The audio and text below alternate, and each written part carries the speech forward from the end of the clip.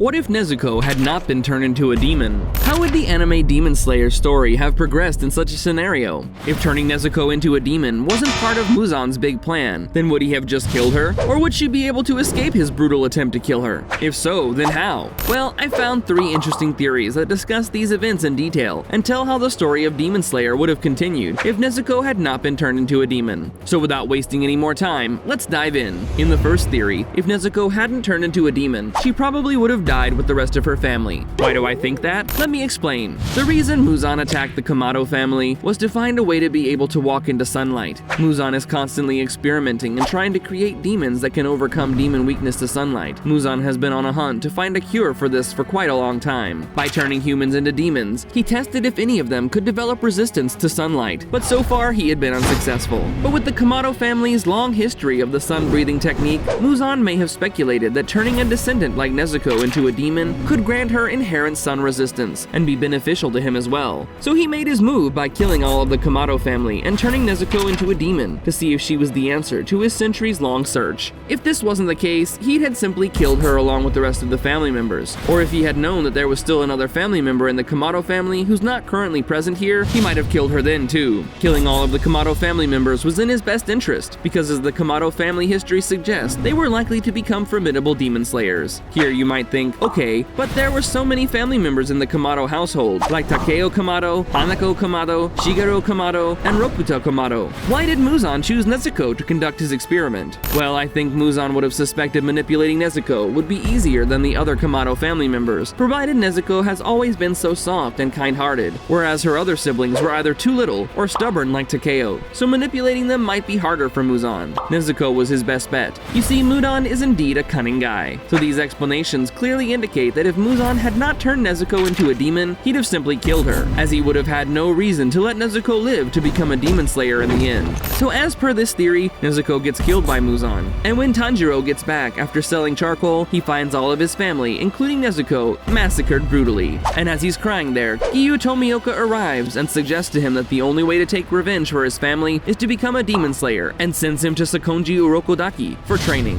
From there, the story goes like the actual timeline. Well, that was only one of the 3 theories. Before talking about the next theory, let me point out an important detail. Some may argue that Muzan's attack on the Kamado family was purely driven by his bloodthirsty and cruel nature, and that turning Nezuko into a demon was simply a random act without any strategic motivation. Therefore, for the next theory, we'd assume that Muzan's attack on the Kamado family was not solely for experimentation, but to eliminate the potential threat of the Kamado family once and for all, and Nezuko was able to get away from being killed out of pure luck. That means Muzan had no intention of turning Nezuko into a demon, but to kill her along with the rest of the family. In the second theory, Muzan thinks that he's killed all of the Kamado family, including Nezuko, but she in fact had survived out of pure luck. When Tanjiro returns from selling charcoal, he would find all his family had been massacred, with only Nezuko remaining. Tanjiro carried her to the nearest doctor. For the next few days, Tanjiro remained steadfastly by Nezuko's side, as she recovered from her extensive wounds, overjoyed that she had been spared from Muzan's attack against all odds. Once Nezuko had stabilized, Tanjiro knew there was still the somber task of laying the rest of their loved ones to rest. After gathering what was left of their family's remains, Tanjiro and Nezuko held a small funeral high in the mountains where they had grown up, burying the deceased beneath the beautiful sakura trees. As the grief-stricken siblings paid their final respects, they were suddenly approached by the mysterious Giyu Tomioka. He revealed to them that he was a demon slayer, dedicated to eradicating the scourge of Muzan and his ilk. Tomioka explained that becoming demon slayers themselves was the only way for Tanjiro and Nezuko to achieve revenge against the demon who tore their family apart. Still human but bonded by vengeance, Tanjiro and Nezuko agreed to take up the mantle and enlisted under Sakonji Urokodaki to begin their intense training. In this alternate storyline, Nezuko escaped her family's cruel fate without being turned into a demon herself, but the profound loss she and Tanjiro endured ignited an unshakable resolve within both siblings to join the ranks of the demon slayers and put an end to Muzan's reign of terror, no matter the cost. Though the road ahead would be fraught with peril, Nezuko and Tanjiro began their journey together, ready to face the challenges as a family once more. So as per this theory, Nezuko survives Muzan's massacre as a human and goes on to become a formidable demon slayer, fighting alongside Tanjiro to avenge their loved ones, rather than joining the ranks of Muzan's demon horde. But would a human Nezuko be more efficient in the battle against demons than a demon Nezuko?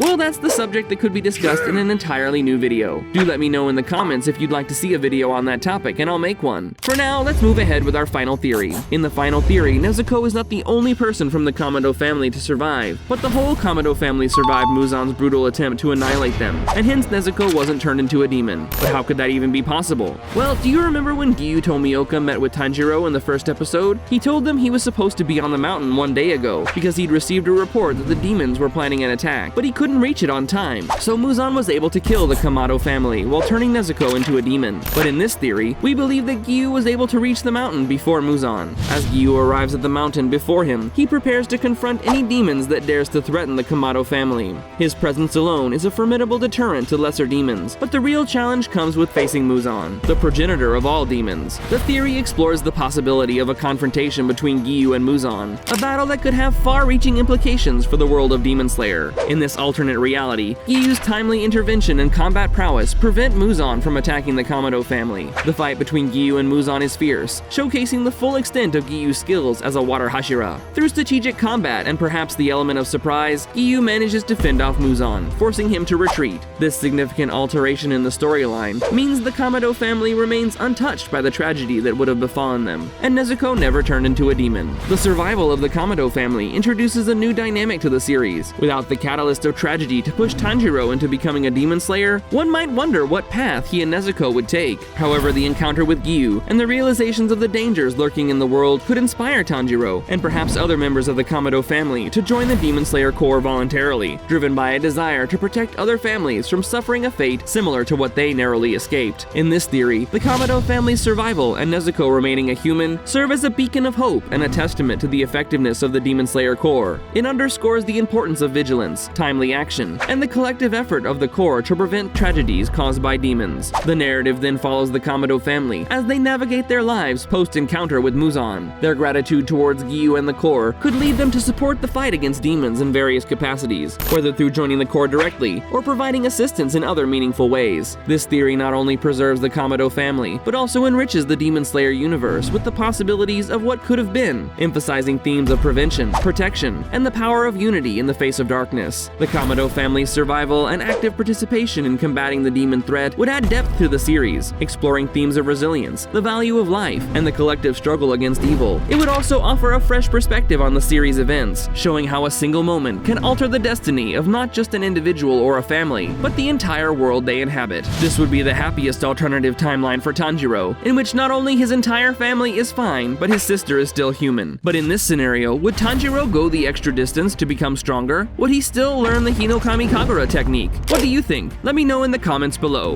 In the meantime, you can check out this other cool video about what if Nezuko and Tanjiro were both demons. Click on it here to see. Go ahead, click it.